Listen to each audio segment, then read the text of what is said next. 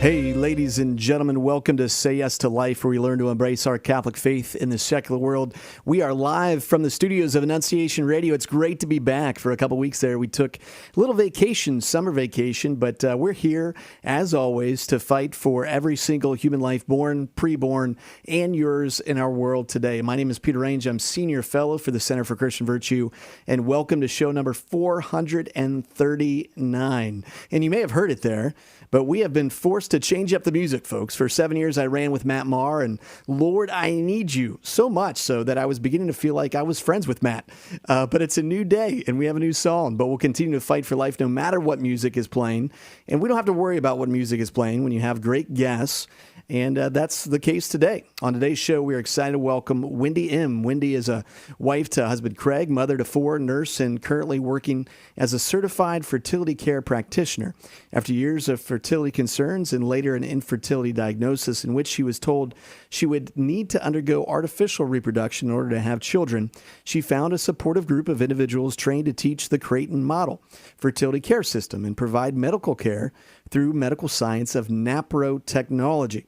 Wendy and I are going to be talking about her life, her work, and how we get the word out there about holistic women's health care in just a minute. It's going to be a really, really good show, folks, so stick around. But first, let's go ahead and take 180 seconds around Ohio and the nation to talk about what's happening in the pro-life movement and the news. First, more pro-abortion policies from the Biden administration fall to the wayside thanks to the Trump administration, including the fact that the Department of Veteran Affairs will now no longer offer abortions. From LifeSite News, the president of the United States Conference of Catholic Bishops and the USCCB's Committee on Pro-Life Activities chairman, our very own Bishop Daniel E. Thomas here in the Diocese of Toledo, this week praised a policy proposal to reinstate a long-standing Department of Veteran Affairs rule that ensured abortion was not covered by the VA. Quote, "The women and men who serve our country to defend innocent life deserve quality health care and supportive resources, not the violence of abortion.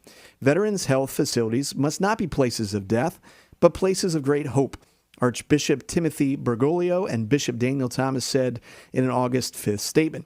"We are grateful that the Department of Veteran Affairs is stepping up to protect preborn children and families once again from taxpayer-funded elective abortion and look forward to reviewing the new proposal rule in full." Now, these are the difference you're not going to hear in the mainstream media that a pro-life administration makes. And look, I'm not saying President Trump is perfect in his pro-life stances. He's not. But I am saying you need to know the difference when you have a person who is surrounded by those who are pro-life versus if a president is surrounded by those who are pro-choice. All right, second, while many are celebrating Planned Parenthood closing down brick-and-mortar facilities, as well we should, this is simply a shift that has been in works for many years to transfer to a more telehealth-focused model of offering abortion. This is from Live Action. As Planned Parenthood shutters brick-and-mortar facilities, it is driving clients to new online service business model, which increasingly relies upon telehealth, including the mailing of the abortion pills. Its virtual health centers, VHCs, are popping up across the country as part of a larger restructuring plan that was put in place years ago, back in 2020. So this shouldn't be coming as a surprise that as these brick and mortar facilities again are closing, that there are more telehealth options. We still got a lot of work to do, which leads me to my last update. That's why the Essential Summit in the March for Life that we have here in Ohio, these type of pro-life activities, both locally and throughout the state, are just so incredibly important. So the Essential Summit, it's right around the corner. It's our second annual summit put on by the Center for Christian Virtue. It's October 2nd. It includes Willie Robertson of Duck Dynasty, David B. Wright of the Pro-Life Leadership Conference, Professor Lee Strain of Ohio State University. You might know him here in Northwest Ohio and Southeast Michigan. But Attorney General David Yost, there's going to be tremendous amount of speakers. You can find out more at essentialsummit.org. And then, of course, the next day, just come down and stay a couple days here in Columbus. October 3rd, then, the very next day, we have the March for Life. You can find out more information at marchforlife.org/Ohio. All right, now it is time, folks, for the main event. Excited to welcome Wendy Imm. Wendy is a wife to her husband, Craig, mother to 4, nurse, and currently working as a certified fertility care practitioner. Wendy, you come highly recommended by everybody I talk to. Welcome to Say Yes to Life. Oh, my goodness. Thank you, Peter. What a great introduction. Thank you. No, well, praise God. I mean, honestly, everybody I talked to, we were putting together the Students for Life conference that we ended up having to move and everything. But when I talked about, well, who can talk about fertility care and is not only, knows her stuff, but is just a good person and, would be good in connecting with people, your name kept coming up from a lot of different people. So I'm excited to kind of get to know you myself a little bit more. But I wonder if we could just start there, kind of with your story. Where'd you grow up? What's your faith journey been like? Your family? And then how did you eventually find yourself at Divine Grace Fertility? I know that's a lot, but go ahead and share your story. Oh, thank you. Well, I grew up in Glandorf, Ohio, kind of swang back around over the years, came back to Glandorf, Ohio, so that's where we are currently. I was the oldest of three in a very strong Catholic family, and we're part of St. John the Baptist Catholic Church in Glandorf. I appreciated our Catholic faith when I was young. It was a very strong foundation that I continued to follow through all my young adult years. But I don't think it was until I struggled with an infertility diagnosis when my husband Craig and I we'd been married for about 5 years. I was in my mid to late 20s at the time. And that was about when my faith kind of went from my head to my heart, and I began to build a much more stronger personal relationship with the Lord. And I began to trust him. I'm a control freak by nature, so I started to learn to empty myself and fill it up with our Lord, and he took everything from there. I guess was very irregular with my cycles as a young woman when we're talking about women's health and how I got into fertility care. When I went to the doctor, it was always suggested my irregularity was related to sports in high school and then stress in college and working as a night shift nurse when I graduated from college. And if I wanted to see any kind of regularity, I should go on the birth control pill to, quote, regulate my cycles. I grew up understanding that as Catholics we say no to birth control, but there was no other option that I ever heard of besides the birth control pill. So I just continued to deal with my irregular cycles, and I didn't have any answers to the concerns that I was dealing with. And so years later, I found myself with that infertility diagnosis that our doctor gave us. And my husband and I were told that if we wanted to conceive, we would have to do so through artificial means, either intrauterine insemination or in vitro fertilization. Quick question, Wendy, if I could, just interrupt you.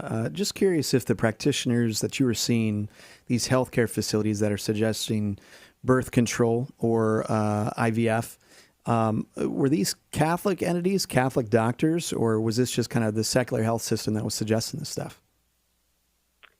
Right. It was a secular health system. Okay. My husband was going through medical school at the time, actually. And so at the time, we were very limited to the providers we could find at that time because of insurance purposes.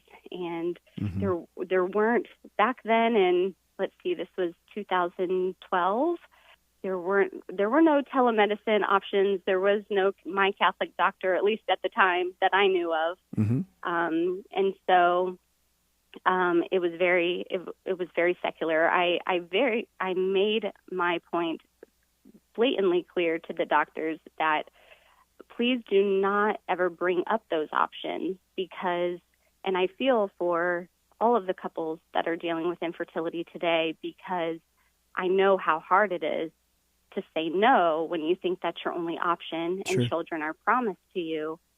And I've been there and I have felt that, and to say no is very hard. So my husband, I was always very thankful. We sat and prayed about it and talked about how when we were sane and we were not in the doctor's office, and when we could sit and take the emotion out of it and really focus on really what are our values and what kind of family do we want to bring up and what kind of actions do we want to take, we knew that the in vitro and IUI were not options that we wanted to use for our family going forward. So because of that, because of Craig's support and those doctor's appointments, I could continue to say no when those were the only options given to us. And when we told our doctor that those wouldn't be options for us, she told us there was no other option. So we left pretty heartbroken at that time before we learned about the Creighton model and NAPRO technology. Yeah, well, I want to get to how you learned about the Creighton model and NAPRO technology, and we can kind of define those terms for those people listening. Maybe they've never heard of those terms before. What if we could just back up in your story just a little bit? I'm always curious and love to ask this question and I love to separate the spouses actually and ask this question and then compare answers. But with Craig, how did you guys meet? Was it love at first sight, or did he have to win you over a little bit? We grew up, we knew each other in high school. We were high school sweethearts. And I always say there was always chemistry between us because I was a couple years older than he was in high school, and I couldn't figure out how to do my chemistry homework. And he could figure it out. He was very smart. He knew what he was doing, and so he helped me with my chemistry homework. And that's how we met, and it went on from there. He made me laugh. That was a big part. So if you're a man out there listening to this show and you're looking for your future someone, study chemistry. It is a terrific way to find your future spouse. You can help with homework. Well, thank you for sharing that. I appreciate it. I appreciate it from your story too, because I think this is a story for a lot of us. Sometimes it might be for a season or it might be for a lifetime. But sometimes the Lord will give us a cross we don't want, a cross that we don't want to accept, but a cross that is given to us as an alms of his merciful love to draw us closer into relationship with him. And so when you talked about the pain of infertility, you also coupled that with, it led me to a deeper relationship. My faith went from my head to my heart because you're experiencing pain. And I think that's what pain sometimes, it was C.S. Lewis who said, pain is given to us to rouse a deaf world. Because we become so just apathetic to whether or not God even exists. So thanks for sharing that. That was very, very powerful for me. So how did you learn about NAPRO technology then? Walk us through then next steps for your family. And then I'd love to hear the work that you concretely do now for Divine Grace. Well, I learned about NAPRO technology through my mom and my aunt. Mainly, my aunt was a bioethics professor and was always researching new options from a Catholic standpoint and seeing when we are saying no to things, what can we say yes to in our faith? And that's what I really struggled with at that time of the emptiness. Struggled for a couple of reasons. Struggled because as a nurse, I really respected medicine and what medicine can do for people. But I saw that as a nurse, we are always looking. We are assessing the person. We are drawing labs and imaging, but with our reproductive health, that's often not done. And so we weren't coming up with any diagnosis to fix the problem of infertility. And then from the Catholic standpoint, I wanted to live out my Catholic faith, and I loved everything about my Catholic faith. But I was frustrated with never being told what I was allowed to do or what we did offer, what the faith did, what the faith was open to if we had to say no to all of these artificial means. And I myself personally just did not find the answers at that time, nor did I think I was, to be honest, probably open to searching. I didn't want to try so hard, I guess, to find the answer. I didn't think it should be so hard to find the answer. But it wasn't until Craig and I told our families that we were having this difficulty conceiving and that we didn't think we would ever have children, that my mom and my aunt brought up NAPRO technology and the Creighton model. We were living in Columbus, Ohio at the time, and there was one physician that was practicing NAPRO technology at that time, which NAPRO technology stands for Natural Procreative Technology. So it was a medical science to diagnose women's health issues, fertility issues, and now they're doing more even with male infertility, diagnosing those problems so that they can heal those problems so that a husband and wife can still conceive naturally. The doctor never gets between the husband and the wife and God and the procreative act. Yeah. So I was told about NAPRO technology. I will give a shout out to Dr. Michael Parker because he was the doctor, no longer practicing now from what I know, but he was the doctor that helped me at that time. And my fertility care practitioner, Lisa, And the Creighton model is a fertility charting method that allows the woman to chart her cycles and to identify red flags in her fertility that could lead to those diagnoses that could be treated through the medical science of naprotechnology. Wow. So the Creighton model is a form of charting, and you can also use that to plan your family, whether you're achieving or avoiding or spacing pregnancies, but also for the medical side of things to diagnose any fertility concerns that a woman or a couple may have. You probably don't have these numbers off the top of your head unless you do, which would be terrific. I'm curious how many doctors, especially OBGYNs, are familiar with the Creighton model fertility care system or even naprotechnology. My guess would be it's a very low number. But you mentioned Dr. Michael Parker. You actually got to know him through working with his daughter for a little bit for a pro-life organization. So, fantastic, man. It's awesome to hear how he impacted or touched your life. This holistic fertility care, though, really getting to the root of women's health, why hasn't that kind of taken off in this country? You would think that a society that's focused on let's do everything environmentally friendly, right? Let's do everything from a green perspective, would be all into kind of holistic women's health. I mean, we're worried about the dyes in our food and all those things of nature. And that spans from conservative people to liberal people. Maybe another way to ask it is like, what are the predominant messages in our current healthcare environment that women receive when they seek help for their healthcare that really preclude them from getting to the root of the causes of any of the issues that they, or even for that matter, the men might be having themselves? Sure. I think the paradigm of medicine right now is just very symptom-based. We treat a symptom of an underlying disease using a particular medication. We do this for heartburn, for high blood pressure, and really there's no difference with women's health care, such as heavy or painful bleeding or an infertility diagnosis. These are all just symptoms, not the actual root issue. So oftentimes patients are satisfied with that because they don't know any different. If their symptom is gone with the help of a medication, they move on and all is well. But it's really just for a little while because medications like birth control don't heal the underlying issue. It just masks the symptom, but the underlying issue is still there, and it can get much worse over time if it's left untreated. I had a physician once tell me after I shared with a group of OBGYNs about the Creighton model and naprotechnology and how it could work and help them with their patients that this may be great information, but that her patients come to the office wanting a quick fix. And they want to leave with something that day that is going to fix their problem. And what I'm offering takes time and it takes motivation and discipline, and they don't see their clients or their patients will want that.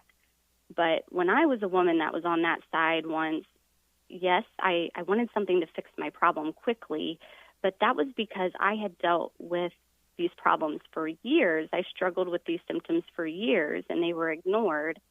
So I really do think that women will nurture and monitor and maintain their bodies in a natural way if they're supported from the time they're young women in doing so, and they can get to those problems sooner when they're younger before it becomes a time where they feel like they're racing with the clock to become a mother. Yeah, that's really interesting, and that's a really good connection, I think, when you mentioned we're always looking for the quick fix, and I think that's just our general culture. We're looking for a quick dinner. We're looking for the drive-through. Hey, I just want to fill this my belly hunger right now. Same thing with medicine. We have something wrong. We just want to give me a pill, and then that will make things better. But it often doesn't get to the root of the problem. So, Wendy, I guess walk me through when a couple comes in to see you, or they're struggling with infertility, they're wanting to conceive. Maybe it's been 4 or 5 years. What will you do with them? Like, what's the first meeting look like? Walk us through the process to help them kind of diagnose what's going on. Sure. Well, doctors that are trained or nurse practitioners, nurse midwives that are trained in naprotechnology often encourage their patients to be charting with the Creighton model for 1 to 2 months prior to seeing the doctor in the office. This is very beneficial in order to draw labs and get imaging at times that are appropriate in the woman's cycle to be most accurate to come up with a diagnosis. If we're getting labs drawn or imaging done at the wrong time in the woman's cycle, it can give us a false understanding of what's actually going on. So when couples meet with me, they're often just excited to get to that doctor's appointment because we all know we need doctors to fix problems. Mm-hmm. And so they're ready to get started, super motivated, and we start with an introductory session. This is about a 1-hour presentation where I just go into the basics of our fertility as men and as women, and then the basics of the Creighton model fertility care system. So they understand kind of the basics of what they're getting into. And then if they're ready to jump into charting, I provide them with all their supplies at that session, and we set up individual follow-up appointments where they will get all the nitty-gritty information on how to use the method. And you can use the method for your whole procreative life. So you never have to stop and start using something. It's just almost a way of living, and you make your decisions based on planning your family or monitoring your cycles off of your observations that you're making with the charting. Mm-hmm.